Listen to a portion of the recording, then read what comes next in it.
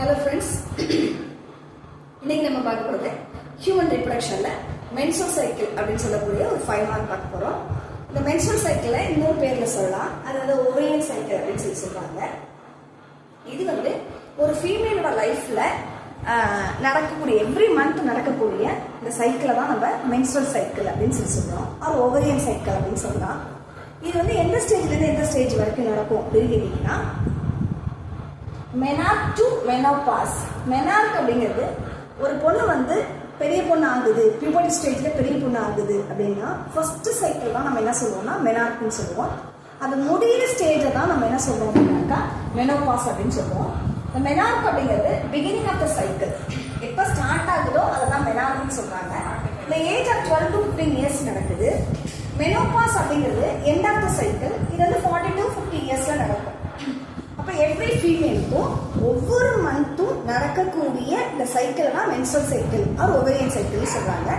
இதுல இந்த சைக்கிளை பார்த்தீங்க அப்படின்னாக்கா ஓவரி பிளஸ் யூட்ரஸ்ல வந்து நிறைய சேஞ்சஸ் நடக்குது. அந்த சேஞ்சஸ் என்னென்ன அப்படிங்கறத தான் அந்த கொஸ்டின்ல பார்க்க போறோம். அதுல வந்து ஒரு 4 ஸ்டேஜஸ் இருக்கு. அந்த 4 ஸ்டேஜஸை பத்தி எக்ஸ்பிளைன் பண்ண போறதா இந்த வீடியோ. ஃபர்ஸ்ட் அந்த ஸ்டேஜஸ் என்னென்ன அப்படின்னு நான் சொல்றேன். இதுல பாத்தீங்கன்னா மென்சுரல் சைக்கிள் எடுத்துக்கிட்டோம்னா மொத்தம் 4 சைக்கிள் இருக்கு. மென்சுரல் ஃபேஸ், அது வந்து ஃபர்ஸ்ட் 3 to 5 டேஸ் நடக்கிறது. ஃபாலிகுலார் ஆர் ப்ரோலிஃபரேட்டிவ் ஃபேஸ், அது 5 to 13 டேஸ் நடக்கிறது. அடுத்து ஓவுலேட்டரி ஃபேஸ் அப்படிங்கிறது 13 and 14 டேஸ்ல நடக்கிறது. லியூட்டல் ஆர் செக்ரட்டரி ஃபேஸ் அப்படிங்கிறது 14 to 28 டேஸ்ல நடக்குது. இப்போ நம்ம இந்த வீடியோல ஒவ்வொரு ஸ்டேஜ்லையும் என்ன மாற்றம் நிகழுது, ஓவரிலையும் பிளஸ் யூட்ரஸ்லையும் என்ன சேஞ்சஸ் நிகழுது, எந்தெந்த ஹார்மோனெல்லாம் ஹெல்ப் பண்ணுது அப்படிங்கறத பார்க்க போறோம். வாங்க வீடியோக்குள்ள போலாம். இப்போ நம்ம மென்சுரல் ஃபேஸ் பார்க்க போறோம். இது வந்து 3 to 5 டேஸ் நடக்குது. எதனால இந்த மென்சுரல் ஃபேஸ் நடக்குது அப்படின்னு பார்த்தீங்கன்னா, ஓவரியால ரிலீஸ் பண்ணப்படுற ஓவம் வந்து ஃபெர்டிலைசேஷன் ஆகல அப்படின்னா மென்சுரல் ஃபேஸ் நடக்குது. இதுல என்னென்ன சேஞ்சஸ் இருக்குது அப்படின்னு பார்க்க போறோம். இப்போ it flow due to the breakdown of endometrial lining of uterus and blood vessels அப்படின்னு சொல்றாங்க. இப்போ நம்ம வந்து endometrial lining அப்படின்னா என்னன்னு தெரிஞ்சுக்கணும். endometrial lining அப்படிங்கிறது ஒன்றும் இல்லை, இங்க இருக்கு பாத்தீங்களா, இது வந்து ஃபீமேல் ரிப்ரடக்டிவ் ஆர்கன் நான் வரைஞ்சிருக்கேன். இது வந்து யூட்ரஸ். இந்த யூட்ரஸோட உள்ள லேயர்ஸை தான் நம்ம என்ன சொல்லுவோம்னா எண்டோமெட்ரியல் லைனிங் சொல்லுவோம். அப்ப ஓவம் வந்து ஃபெர்டிலைசேஷன் ஆகாத பொழுது இந்த 28 நாள்ல ஃபெர்டிலைசேஷனே நடக்கல, சைகோட் ஃபார்ம் ஆகல அப்படிங்கிற பட்சத்துல தான் நமக்கு மென்சுரல் சைக்கிள் ஸ்டார்ட் ஆகுது.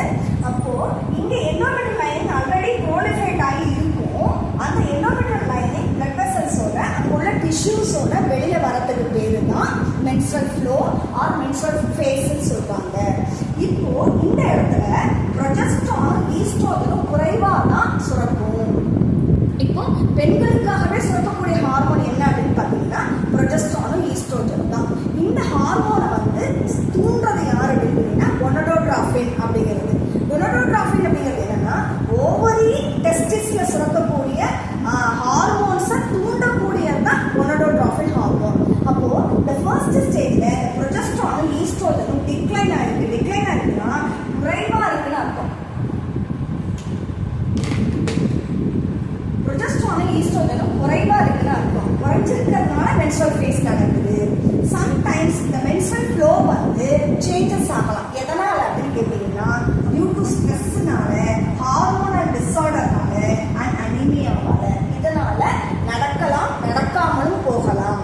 ஆனா இந்த ஃபர்ஸ்ட் ஸ்டேஜ்ல ஹார்மோன்ஸோட சுரப்பு வந்து கம்மியா தான் இருக்கும். ப்ரொஜெஸ்டரான் அண்ட் ஈஸ்ட்ரோஜனோட சுரப்பு வந்து கம்மியா தான் இருக்கும். இப்போ நெக்ஸ்ட் நம்ம பார்க்க போறது ஃபாலிகுலார் ஆர் ப்ரோலிஃபரேட்டிவ் ஃபேஸ்ன்னு சொல்றாங்க.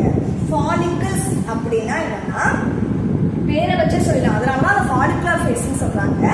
இப்போ இந்த செக்ஷன் ஆஃப் ஓவரி இருக்கு பாத்தீங்களா, இதுல நிறைய ரவுண்டட் செல்ஸ் இருக்கு பாத்தீங்களா, இந்த செல்ஸை தான் நம்ம ஃபாலிகல்ஸ்ன்னு சொல்றோம். எல்லா ஃபாலிகல்ஸுமே ஓவத்தை வச்சிருக்கோம். ஆனா எல்லா ஓவமும் அட் அ டைம் மெச்சூர்ட் ஆகாது. அப்போ சில செல்ஸ், அதாவது பிரைமோடியல் ஜெர்ம் செல்ஸ் அப்படின்னு சொல்லக்கூடிய செல்ஸ் வந்து பிரைமரி ஃபாலிகல்ஸா மாறுது. இந்த மாதிரி பிரைமரி ஃபாலிகல்ஸா மாறுது. பிரைமரி ஃபாலிகல்ஸ் என்னவா கன்வெர்ட் ஆகும் கேட்டீங்கன்னா செகண்டரி ஃபாலிகல்ஸா கன்வெர்ட் ஆகும். செகண்டரி ஃபாலிகல்ஸ் அடுத்த ஸ்டேஜ் என்னவா மாறும்னாக்கா கிராஃபியல் ஃபாலிகல்ஸா மாறும்.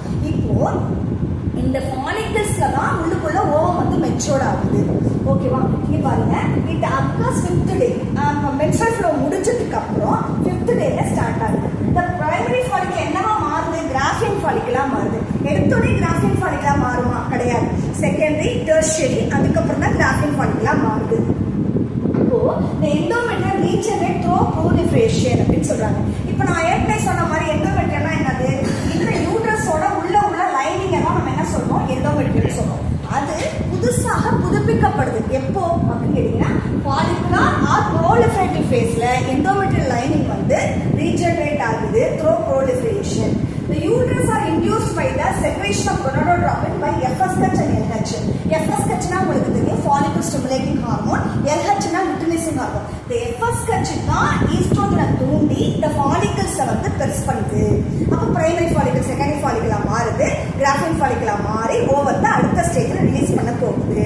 இதுதான் follicular ஸ்டேஜ்ல நடக்கக்கூடிய சேஞ்சஸ். எண்டோமெட்ரியம்னா ஒன்றும் கிடையாது, யூட்ரஸ் இருக்கக்கூடிய உள்ளுக்குள்ள இருக்கக்கூடிய அந்த லைனிங் எல்லாம் என்ன சொல்றாங்கன்னா எண்டோமெட்ரியம் சொல்றாங்க.